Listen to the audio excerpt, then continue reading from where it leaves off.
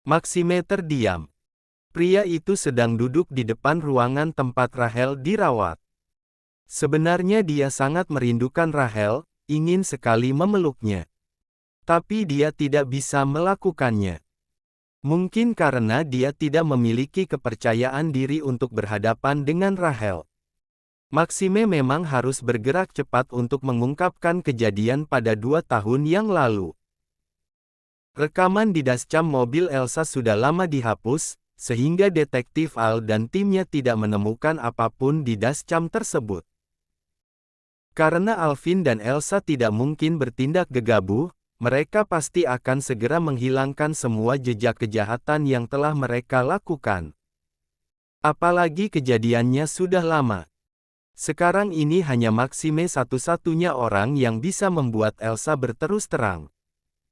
Karena pada malam itu mungkin saja Elsa berada di TKP.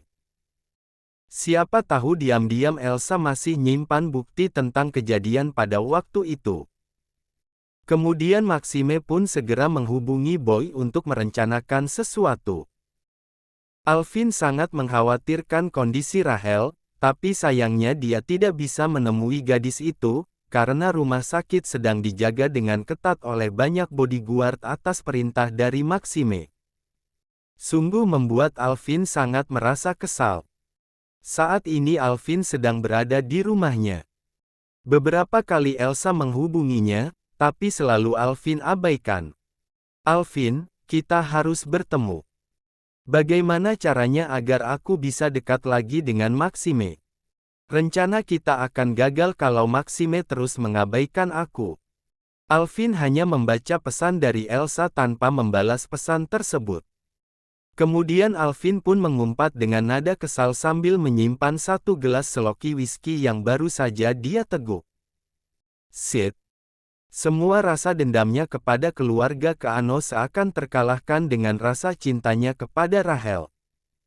Dia benar-benar ingin memiliki gadis itu. Sangat teringat dengan jelas ketika dia masih dekat dengan Rachel. Hampir setiap hari Alvin menawarkan tumpangan kepada Rachel ketika mereka akan berangkat ke sekolah. Hampir setiap hari Alvin selalu memberikan roti untuk sarapan Rachel. Dan dia pun selalu memberikan perhatian kepada gadis itu. Dulu hubungan mereka sangat dekat sekali. Tapi setelah Rachel menikah dengan Maxime, Rachel semakin jauh dari jangkauannya. Padahal niat dia hanya ingin menjadi pahlawan untuk Rachel, agar Rachel merasa berhutang nyawa padanya dan tidak akan menjaga jarak lagi, tapi justru apa yang Alvin lakukan sangat membahayakan Rachel.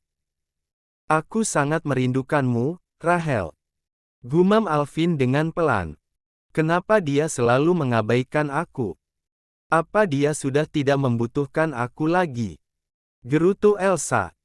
Dia sangat kesal karena Alvin selalu mengabaikan panggilan telepon dan pesan darinya. Padahal dia hanya ingin bertanya tentang rencana mereka selanjutnya. Sudah lama Elsa dan Alvin tidak berkomunikasi, bahkan mereka tidak pernah bertemu lagi. Mungkin karena mereka sibuk dengan perasaannya masing-masing. Sepasang kekasih itu telah termakan permainannya sendiri. Kemudian Elsa ingin menghubungi Maxime, karena dia sangat merindukan pria itu. Tapi dia pun menghela nafas, semua pesan yang dia kirim hampir setiap hari kepada Maxime sama sekali tidak dibaca. Apakah Maxime benar-benar ingin berpisah denganku? Elsa sangat tidak terima jika Maxime mengakhiri hubungan mereka secara sepihak. Awalnya Elsa hanya mendekati Maxime dengan tujuan untuk bisa mencuri file penting perusahaan Keano, tapi usahanya gagal. Maxime bukanlah seorang pria yang ceroboh. Justru malah Elsa yang kini sangat tergila-gila kepada pria itu. Elsa sangat menyesal, mengapa dia baru menyadarinya sekarang bahwa ternyata dia sudah tidak memiliki perasaan lagi kepada Alvin. Seandainya waktu bisa diputar, dia pasti akan menerima lamaran Maxime. Mungkin sekarang ini dia akan hidup bahagia menjadi istrinya Maxime. Tapi Rachel malah merebut Maxime darinya. Begitu pula dengan Alvin. Awalnya Alvin mendekati Rachel karena sangat merasa bersalah terhadap kejadian pada 2 tahun yang lalu. Tapi rupanya rasa kasihan itu malah berubah menjadi cinta, bahkan muncul perasaan ingin memiliki. Bip, bip, bip. Ponselnya Elsa berdering. Rupanya dia telah mendapatkan sebuah pesan dari seseorang. Elsa yang sedang minum di ruang tengah, dia hampir saja tersendak ketika dia melihat siapa yang mengirim pesan kepadanya. Max Maxime mengirim pesan padaku. Ucapnya dengan wajah berseri-seri. Elsa pun segera membaca pesan yang dikirim oleh pria yang sangat dia rindukan itu. Elsa, aku ingin bertemu denganmu. Elsa tersenyum lebar, hatinya sangat berbunga-bunga. Sudah dia duga Maxime tidak mungkin berpaling darinya, Maxime juga pasti sangat merindukannya. Apakah aku harus memakai lingerie malam ini? Gumamnya. Siapa tahu Maxime ingin melepaskan rindu dengannya. Terlihat Boy yang sedang berjalan menuju ruangan tempat Rachel dirawat. Dia ditugaskan oleh Maxime untuk berjaga di depan ruangan bersama dengan para bodyguard.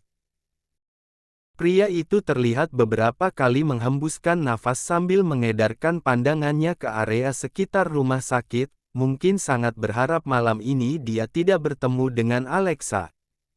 Hai Boy. Rupanya harapan Boy tidak terkabul, ketika dia melihat Alexa yang sedang melambaikan tangan kepadanya dari kejauhan. Sepertinya biasanya, gadis itu selalu tersenyum manis kepadanya. Kamu belum pulang? Tanya Alexa sambil berjalan mendekati Boy. Terlihat gadis itu sedang membawa banyak makanan untuk Rachel di dalam paper bag. Belum. Jawab Boy, singkat. Lo kenapa? Tanya Alexa dengan sikapnya yang ceria. Malam ini aku harus menjaga Nona Rachel. Jawab Boy sikapnya yang datar. Oh gitu. Ngomong-ngomong Maxime kemana? Aku udah chat dia, tapi kenapa dia belum menemui Rachel? Bosmu itu sangat aneh, waktu Rachel belum siuman, dia ngotot ingin menjaga Rachel 24 jam. Tapi setelah Rachel siuman, malah gak ada. Tanya Alexa sambil nyerocos. Boy menghela nafas sebentar. Terkadang dia malas bertemu dengan Alexa karena setiap mereka bertemu, Alexa selalu banyak bicara padanya, membuat telinganya sakit. Tuan sedang sibuk. Oh gitu, aku juga mau menjaga Rachel. Makanya aku bawa banyak makanan untuk dia. Itu artinya kita bisa bersama-sama terus dong di rumah sakit. Iya kan? Alexa memang senang sekali menggoda Boy. Boy sering terlihat salah tingkah jika Alexa menggoda pria kaku itu. Membuat Alexa selalu ingin menahan tawa. Iya, Nona. Terlihat Rachel yang sedang duduk di pinggiran berangkar, dia memandangi jam yang bertengger di dinding.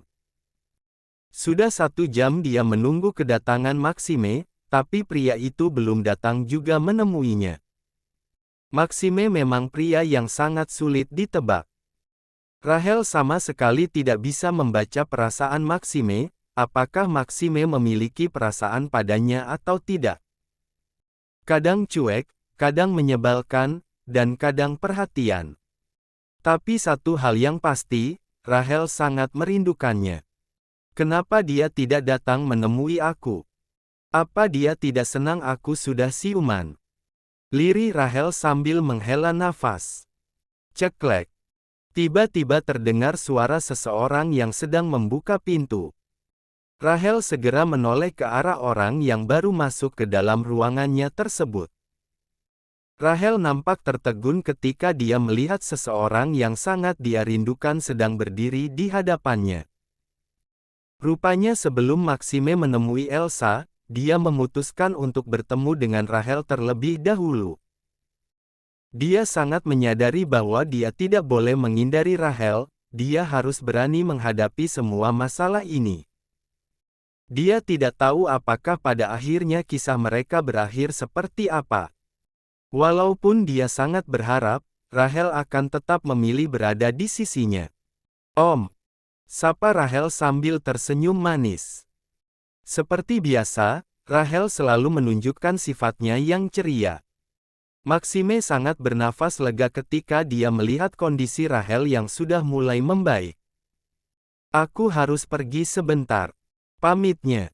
Kemana Om? Tanya Rahel, penasaran. Nanti aku jelaskan semuanya padamu. Gak akan lama kok. Rahel baru saja siuman, kondisinya belum stabil. Maxime tidak ingin membuat Rahel banyak pikiran jika Maxime langsung menjelaskan tentang masalah kejadian pada 2 tahun yang lalu. Apalagi dia belum mengetahui dengan jelas bagaimana kejadian yang sesungguhnya. Hanya Elsa satu-satunya harapan bagi Maxime untuk membuka tabir di balik kecelakaan itu.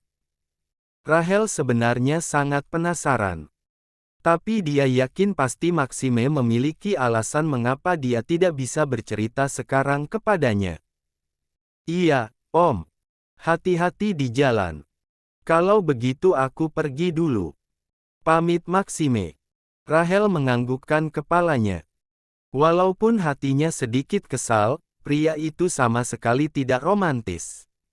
Setidaknya Maxime memeluknya sebentar. Maxime yang hendak keluar dari ruangan tersebut, dia tiba-tiba membalikkan badannya. Sedari tadi dia sudah menahan diri untuk tidak mencium Rahel. Tapi dia tidak bisa melakukannya, sehingga dia segera berjalan mendekati Rahel. Om, kenapa balik lagi? Apa ada yang ketinggalan? Tanya Rahel ketika melihat Maxime yang sedang berjalan mendekatinya. Rahel menelan selaiva ketika dia melihat Maxime yang kini sedang berdiri di hadapannya, sedangkan dia masih terduduk di pinggiran brangkar.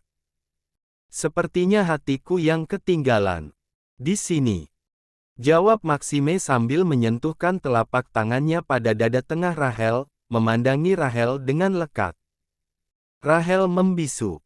Dia tidak bisa mencerna dengan baik perkataan Maxime. Apakah mungkin Maxime sedang mengungkapkan perasaan padanya? Pandangan pria itu membuat jantung Rahel berdebar-debar tak karuan. Setelah berkata seperti itu, Maxime segera meraih wajah Rahel dan menyatukan bibir mereka, menyesap bibirnya dengan pelan tapi cukup panas. Mereka tidak menyadari jika ada 2 pasang mata yang tak sengaja melihat scene romantis tersebut.